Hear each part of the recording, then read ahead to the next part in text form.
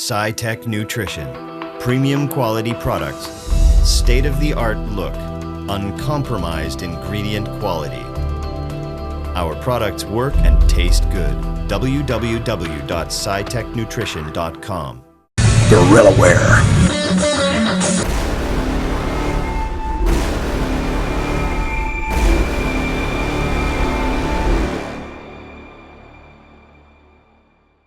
Dave Palumbo here at FIBO Day 2 in Cologne, Germany. We have a lot more to see. Yesterday I was a little tired, but we got a lot done. But today we're going to go after the big time interviews. Rich Piana's on my list. Jay Cutler's on my list. Johnny Jackson's on my list. Let's see who we find inside, because you know what? I'm really looking for the obscure European bodybuilder that we haven't seen in years. Who will he be?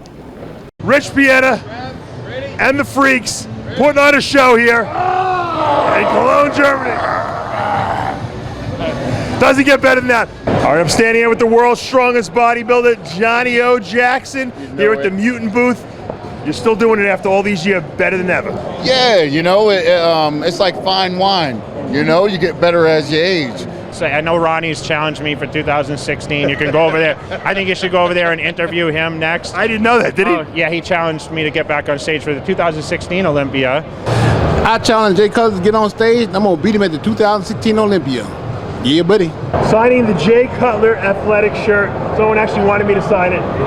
Pretty weird. It's a little strange, but for Jay, I'll do it. Thanks. I'm standing here at the GorillaWare booth with Dennis James with his new Dennis James GorillaWare signature series he's got here. Get your Dennis James number 31 jersey here at GorillaWare all weekend long. Or you can check out their website.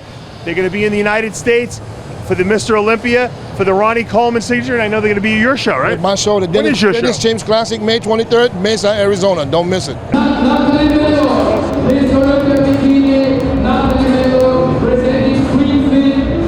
Talk to me about what it's like to be a dad, because that's a different role for you. Dude, it's the best thing in life. I mean, unexpected curveball life throws at you, and it's the best thing in the world, man. Like, I wouldn't change it for anything. Bodybuilding, you know, it starts with the midsection, it ends with the midsection, and that's what bodybuilding's always meant to me. I wasn't the biggest bodybuilder on stage, but I was always a bodybuilder that wanted to show a balanced physique. Worked hard on my posing to show and present the best physique I could, and that's what I always stood for, and I always thought that, hey, I had one of the best physiques in the world at one given time or another, and that's what I would love to see that happen for the sport. I'm here with Miss Fitness Olympia champ, Oxana Grishina. I'm so happy I could finally say that regularly. You're the dominant fitness competitor of the business. I've been praying and advocating for you to be into that position for a number of years now. They finally accepted you as the one. How does that feel to be on top of the world now? A lot of responsibility, a lot of well, you know, you have to work harder. You have no excuses now at all. All right, we just left FIBO and now we are here at the Cologne Zoo. This is going to be a tremendous zoo. They told me it takes 6 hours to go through this. We only have 2, Amanda and I, so we got to do this in quick motion. We're going to start with the aquarium because that's my favorite part. Then we'll go to the monkeys, the lions, and the elephants. Those are my 4 hot spots I want to see. Hopefully we'll get to see it all. Follow us inside. We're looking at an Amazon rainforest setting now, and you can see that there's piranhas in the water. This is probably an environment similar to what they would encounter in nature, so they kind of reproduced it. You get the nice sand bottom with all the plants and the driftwood and some of the rocks, and you know, these piranhas are kind of tame when they're well fed, but when they're hungry, they'll even eat each other. If you look in the way back, you can see a Picostomous catfish in there. So these are freshwater fish, by the way. These will be found in the rainforest of Brazil, Colombia, and these are pretty common red belly piranhas. These are frontosa cichlids, and they get the big hump on their top of their head. The males have a much bigger hump. They actually have created the flowerhorn cichlid from the frontosa here. This is one of the strains that they bred in with each other to try to create the flower horn. If you've seen ours at my house, it has a huge head. That's where they get it from, the frontosa cichlid. These are pretty nice renditions of them. There's a couple little ones in here, they got older ones in here. Very, very nice fish tank. All right, these are the Shabunkin goldfish. Now, Shabunkins really were regular goldfish that they just found that had big, long fantails, and they kind of bred them for those traits, and then now they call them Shabunkins. They're really just regular goldfish, and but they kind of look a little fancier, and as they've bred generation after generation, they've gotten to have that long, flowing tail. They're different than koi's. Koi's actually are almost like carps, you know, they have the little whiskers. These are regular goldfish just with those fancy traits. That is a pipe fish, which they're a very unusual fish. This is actually a long-snouted freshwater pipe fish. They kind of have to be kept alone because they kind of don't really do well with other fish. They're finicky eaters. They almost look like gars a little bit. It's unusual how these things evolve in nature like this to be so weird. I love the plants too, the long sword plants in here. The aquariums always have the best fish tanks. All right, there are your rainbow fish. These are beautiful. They're real big. You don't really see them that much in the aquarium trade, not with these great colors on them. If you look down towards the ground, you'll see the lungfish, or the Australian lungfish, which is called the lungfish because it's kind of got a lung. It can kind of like survive out of water. That's the biggest one I've ever seen. That's for sure. And there's a few of them in this. I've never seen such big ones before. This is an unusual tank. You could also, if you look, you'll see a pig-nosed turtle swimming around here as well.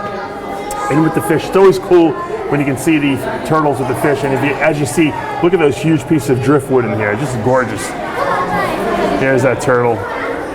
Obviously called the pig-nosed turtle because his snout looks like a pig.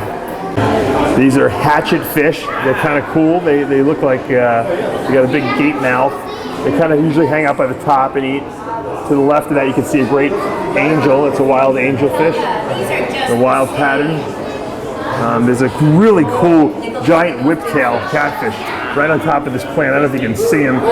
He's really exotic. You can see the shadow of him right through the plant leaf. He's one of the coolest catfishes I've ever seen. They got the long whipping tail. It looks like an Indiana Jones whip. All right, we're looking at the tortoise display now. That's a red-footed tortoise. You can see it if you look close. His legs are actually red, you know, and they eat mostly fruits and herbs. They'll eat some occasional snail here and there. Those are pretty big ones. They'll get bigger than that, but it's a nice display. And if you can, like I said, take a look at that leg, you can see the red on it, and that's what they're known for.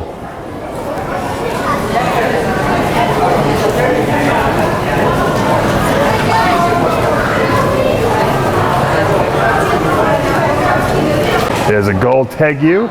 He's from South American rainforests. They eat insects, eggs, other small invertebrates. They're pretty cool lizards. You know, they're not my favorite, but they're cool. They get pretty big, depending on, you know, how long you keep them. They'll live for 20, 30 years though. All right, that's the Philippine crocodile. And all the way from the Philippines, he made it over here, and he looks like he's just chilling out, having a little afternoon nap. You know, don't be deceived by their peacefulness when they lay there and sleep, because when they get up and they're hungry, they'll take your leg off. That is a water monitor from the Philippines. That has got some gorgeous color in it. Look at that yellow, bright yellow, and look at the nose. It's like a greenish yellow too. What beautiful color. That thing's huge. And these things, I got news for you, will get way, way bigger. Bigger than you can imagine. And that's just a beautiful representative. All right, there's a beautiful carpet python. I love it. Known as the diamond python from Australia. It's Morelia spilota. Spilota is the generic name, or I guess you could say the science name of it. These are great carpet pythons. They can be kept real easily in captivity. They breed rather easily. They can actually handle cooler temperatures. They don't need to be kept quite as warm as some of the other pythons. And a lot of times people don't have success with them. They love to crawl up, and they are semi-arboreal, so they like to be in the trees, whereas a lot of other pythons would rather stay on the ground. All right, that is the green tree python, Morelia viridis, and they start out yellow when they're born, and because they stay basically on the ground and they camouflage with the leaves. Then as they get older, they turn green. They go up into the trees and they stay there, and they camouflage very well there. They eat mostly birds. You would think they'd eat insects now, but they're mostly bird eaters, obviously being in the trees all the time. They're a little aggressive. They have very long fangs too. You don't want to get bitten by them. They're not poisonous, but it'll hurt a lot. These are the Chinese striped neck turtles, I should say. They're water turtles. Obviously, they come out of the water to bask. so they can get the UV light and help them create and absorb calcium for their shell. These things will get pretty big. They'll probably get about 12 inches. So these are baby hatchlings. These are Madagascar roaches. I think they're known as dubia roaches too. A lot of people feed these to their reptiles, believe it or not, but this is an insect exhibit, so these are pets. This is an ant display. These are leaf-cutting ants. There's a whole colony here. As you can see, if you look at a few of them, they're carrying pieces of leaf around. They actually chop up the leaf, or they cut it somehow, and then they carry it. And if you look at you're looking at mounds. These are insect or ant mounds where they live. They're enormous. It looks like an alien colony almost. It's so crazy big. This is the nuttiest thing I've ever seen. What a crazy display. I love it. I wouldn't want these in my house, but they even have little tubes. You can watch the tubes where the ants actually shuttle back and forth from each different colony, and they carry stuff. It looks like almost like I don't know, a bridge of sorts. And they're running in both directions. It's so crazy. It's like it looks like a little human colony of people. Some coexisting with each other. It's just wild, totally wild. And that's a rhinoceros iguana. I mean, look how huge that thing is. And the interesting thing is they're pretty much vegetarians exclusively, and they just get huge, eating vegetables. That's all they do is eat all day, pretty much. But these are the pink flamingos, as you can see. Really beautiful. They're almost orangey. They're really not pink, unless I'm colorblind, which is possible. You talk about pink flamingos. This is about as typical as it gets. You got some massive, massive crocodiles. Look at those teeth. They're just, you get your leg stuck in that thing's mouth, it's coming right off. And that's just an eating machine. It's got to be at least 6 feet long. There's 2 of them there laying, basking in the sunlight. Enormous. You can just see the true power of these things. Now Dasher and Dancer and Prancer and Vixen, Comet and Cupid and Donner and Blitzen. There he is, he sees me. These are Santa's reindeers, and the most famous reindeer of all, Rudolph, is nowhere to be seen. But Dasher's wife is over there, that little doe, and I guess they're going to probably try to breed a little later this year, now that the springtime is coming, and everyone's getting a little friskier. Very cool reindeer. I love the antlers. I thought we walked into a CrossFit gym. I was surprised to find that this is the lemur house. The lemurs like to play, evidently, and they set up a lot of little jungle gym ropes and all kinds of stuff. And I think this is where the CrossFit might have originated. Someone came in here and said, hey, I got a great idea. If the lemurs can do this, why can't us primate humans do this? Now, this might be the coolest exhibit I've ever been to in a gym. In a zoo, I mean. Look at the giraffes. These are just enormous animals. Look at that head. They look like cows in the head. These had to be where the dinosaurs came from. I mean, this is just crazy. I mean, these have to be remnants of the dinosaurs. Look at the patterning on their bodies. It's just gorgeous. And look at them. All they do is eat and poop all day, pretty much. And if you look over there, there's a little baby giraffe sitting down. And he's just chilling, and you can just see, I mean, that's a baby, and he's bigger than we are, you know, he's taller than we are. But these are just majestic animals. They got to be the oddest animal in the whole wild animal kingdom. I don't think there's anything stranger than a giraffe. And they almost look like camels. Well, they got to be in the camel family somehow. And it stinks terribly in here, but it's actually very clean in here. And what I've noticed in these German zoos is that they really keep everything super clean. And I love it. I feel like I would want to have this in my house. You know, that's how much I love it. And you can see the mother over there of the little baby. You pan over, and look, they have like windows, so they can look out the windows. I mean, this is a great zoo. They really care about the animals here. I mean, when you have a window for your giraffe to look out, I mean, that's pretty cool.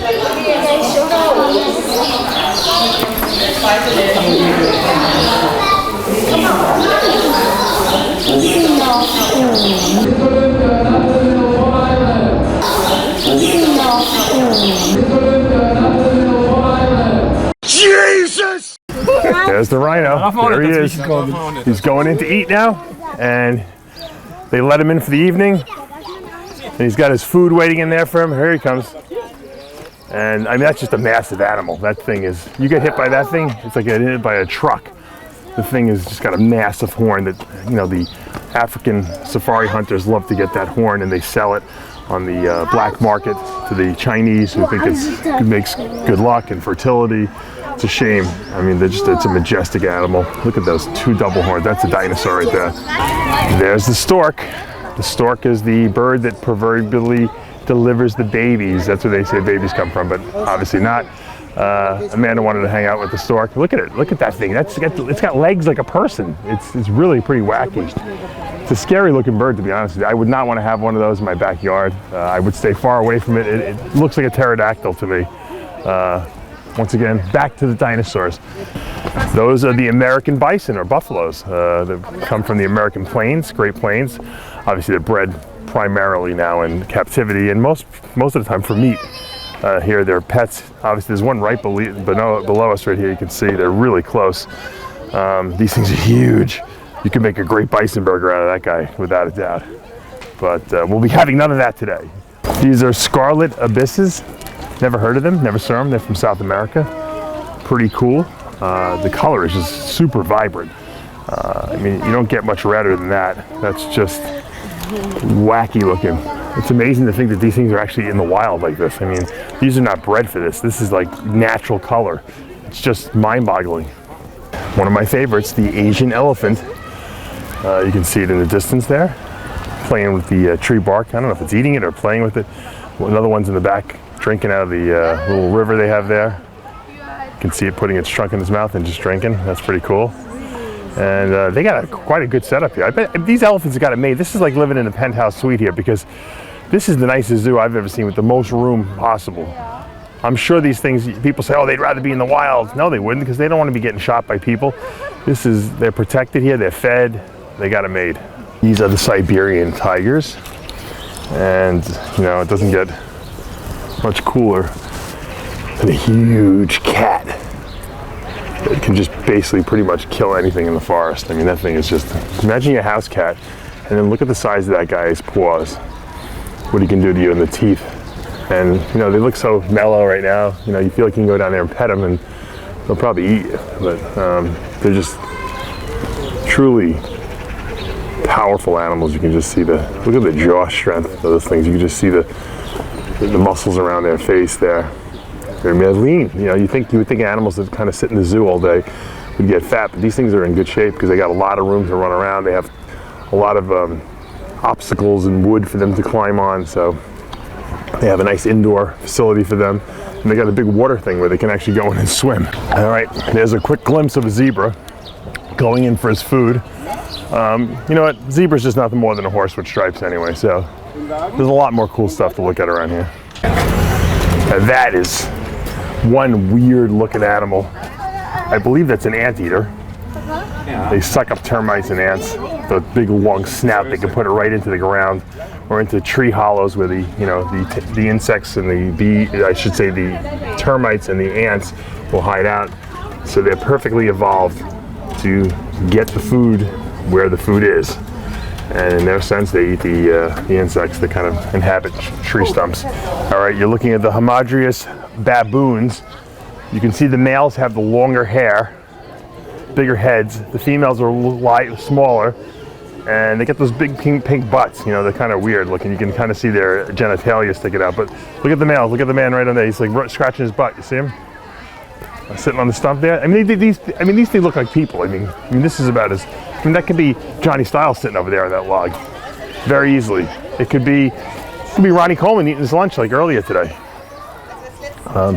It's interesting that the males are kind of more attractive than the females, because you would think usually it would be the other way around, but the males definitely have a greater display to compete for the different females when they breed. But this is a great little jungle gym they have set up. Look at all those wood things they can climb on. I'm thinking about moving in here, actually. I wonder what the rent is. This is an okapi. It's a zebra mixed with an antelope, and it looks like a zebra mixed with an antelope. How the heck they ever got these things to breed? Who the hell knows? These antelopes are way smaller than zebras, and this is like the size of a zebra with the body of an antelope, and then it's got the back hinds of a zebra. Talk about a hybrid. Wow. All right, that's a lowland tapir. Probably one of the ugliest animals I've seen in a long time, but they're big. They look like they're eating onions, raw onions. Not only the ugly, they must have the worst breath too. Whew. This is a capybara. People are keeping these as pets now. I saw it on TV. They're like big guinea pigs. They're huge. Man, I'd love to feed that to a big Burmese python. That would be, what a meal that would be. These things are enormous. I don't know why anyone would, I heard they're very tame. I don't know why people, they eat onions too. I don't know why people would want to keep these as pets, but I guess they're kind of like a big dog, but they look like a big rat to me. I don't know. I like the fact that they don't have a big long tail. That's the only thing that's saving it for me. So they kind of look like, they could be almost dog-like in a sense. They're fighting over the food. Imagine getting one of those. Who do I know that would get one of those? I know a lot of crazy people that would like to probably get that as a pet. Yeah. All right, this is a slender-tailed meerkat. You can see that the burrows all over the place. They obviously burrow into the ground and hide there, and who knows, they probably eat other little things in the ground. They're probably insect eaters. They're from southern Africa, the southern part. I believe they eat butterflies and like scorpions and stuff like that, and little lizards. They're pretty cool. They got great little eyes. I love those. You could always see a good hunter by those, eyes right in front of the head. They probably have great stereoscopic vision, and they can nail things real good. And they're probably fast as can be when they want to be. There is the two-humped camel. It's double hump. My grandfather used to tell me that they store the water in there. I don't know if he's lying or not, but it's a good story. I guess it makes it easier to ride those things when you have two humps. You can kind of sit between them. We can put two people on there. They're big creatures. I didn't realize how tall they were. I don't even know how you would get onto one of those. I guess unless maybe if it ducked down and let you step onto it. But that's a big animal. And what a weird, those must be fat humps up there, I'm pretty sure. And they do provide moisture from these camels, especially when they're in the desert and there's no place to drink. They can go days and days and days without any liquids. So those fat cells also store as a storehouse for food, because when their times are tough in the desert and there's nothing to eat, they live off those humps of fat there. So very interesting animals. All right, we just got out of the Cologne Zoo. We have another kind of zoo behind us, a zoo full of kids. But I really enjoyed it. I got to tell you, on my list of zoos and aquariums that I've been to, that is on the top 1 or 2, I'd say, in the world. This zoo's got to be right. I got to go back and look it up, because this Cologne Zoo was so immaculately kept. The animals were pristine. They were in great health. It was laid out really well. It was pretty. There was places to eat. I give it a thumbs up, 2 thumbs up. And I think, you know what? Amanda and I probably have walked in excess of at least 8 or 9 miles today. My legs are killing me, but you know what? We're going to walk all the way back to the hotel. We're doing some major cardio here in Cologne, Germany. The day is not over. Stay tuned for more. All right, we're coming to the end of day number 2 here in Cologne, Germany. I am standing in front of Eigelstein. This is a remnant of the Roman Empire over 2,000 years ago. They had a wall around Cologne, the city. You can see the guard towers up here. There were like 32 of these towers all over town, and they were all connected by a wall. During World War II, when the Germans were bombing here and the Allies were bombing the city, to try to get the Germans out of here, this wall was destroyed basically. Most of the city was destroyed for that matter, but this is one of the remnants of the towers. It's amazing when you think about that the Romans actually built this thing. I mean, there was no cranes, there was no machinery. It was done by hand. They're amazing, and it surrounded the entire city, like 18 miles or something like that of these things. And this is the remnants of it. It's in the middle of the square here. We just ate in the same Italian restaurant, Leo, that we ate in yesterday, and I'm full. I ate a full pizza and a big plate of curry pasta, which I've never had before. Being Italian, I've never seen an Italian dish where they add curry to it, but it was really good. And I'm actually much more awake than I was yesterday. So I'm going to go back to the room. I'm going to edit this video, plus all the great interviews from this past weekend. And guess what? Tomorrow will be day 3. I don't know how I'm going to outdo what happened today, but tomorrow is the amateur show, the bikini and the men's physique. So that should be fun, and I'm sure the FIBO Expo will be packed to the hilt. So I'll be spending as little time as possible there. Guys, stay tuned till tomorrow. Hope you enjoyed all the coverage.